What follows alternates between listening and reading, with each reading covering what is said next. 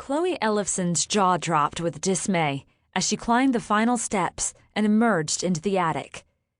"Geez, Dellyn, when you asked for my help, you didn't mention we'd need a backhoe." Her friend winced. "Don't abandon me now. I'm begging you." Dellyn Burke wiped sweat from her forehead. The attic was broiler hot. Chloe pulled a string dangling from a light fixture and was immediately sorry. The bulb's sickly yellow glow only accentuated the bewildering assortment of stuff. A butter churn, 3 dressmaker's dummies, chairs upholstered in chintz and horsehair, several trunks, a cradle, and boxes. Hundreds of boxes, pushed low under the eaves and piled high beneath the crest of the ceiling. Dellyn clutched her elbows, crossing her arms across her chest. She was shorter than Chloe, and younger, too. Late 20s, probably, to Chloe's 32. She wore paint-spotted jeans and a faded t-shirt that might once have been blue. Her hair was pulled into a simple ponytail. She was lovely in a straightforward way, a woman who didn't waste energy on what didn't matter, like makeup. But her expression was strained. "In the interest of full disclosure," Dellyn said finally, "I should tell you that you haven't seen half of it. There's twice this much stuff in the barn, and my dad's study is crammed too." "Collection obsession," Chloe said bleakly, then immediately wished she hadn't. "I'm sorry, I shouldn't have said that." Dellyn's parents had died suddenly in a car crash only a few months earlier. Dellyn touched a child's rocking horse, setting it in motion.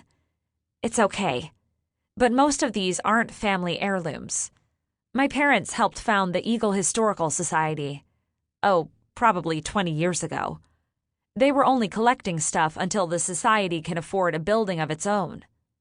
"That was a good goal," Chloe said charitably.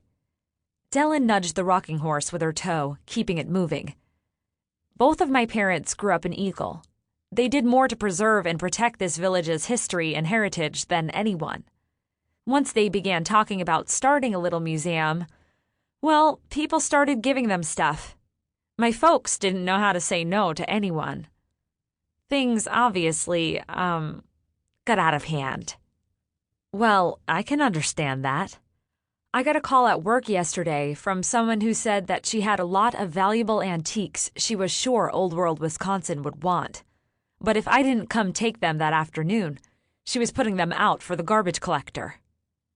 Dellyn shook her head. "I wouldn't want your job. I'm much happier collecting seeds. They're small." "Small sounds good," Chloe agreed wistfully. "And to think I took the curator of collections job because I thought working with artifacts would be easier than working in education." She'd only been employed at the huge outdoor ethnic museum on the outskirts of Eagle for about 2 months, but she'd quickly learned that collections work had its own share of problems. Dellyn shoved her hands in her pockets. "I shouldn't have asked for your help." "It's okay," Chloe said quickly. She'd been glad to give up her lunch hour when Dellyn had asked. It felt good to be needed. Besides, Dellyn was nice. Chloe had been in short supply of friends lately. "I just don't know what to do with all this." Dellyn's voice rose. "I have no idea what's valuable and what isn't." "There's monetary value, and there's historical value," Chloe said. "But first, who actually owns this stuff?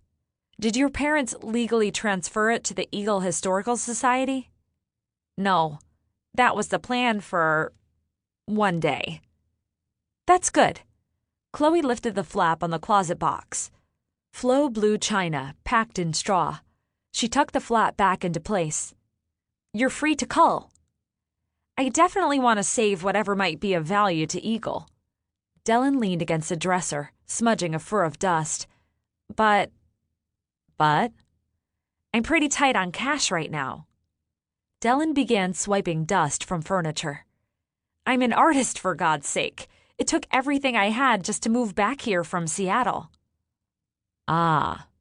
"My parents left me the house and its contents, but they didn't have any real savings."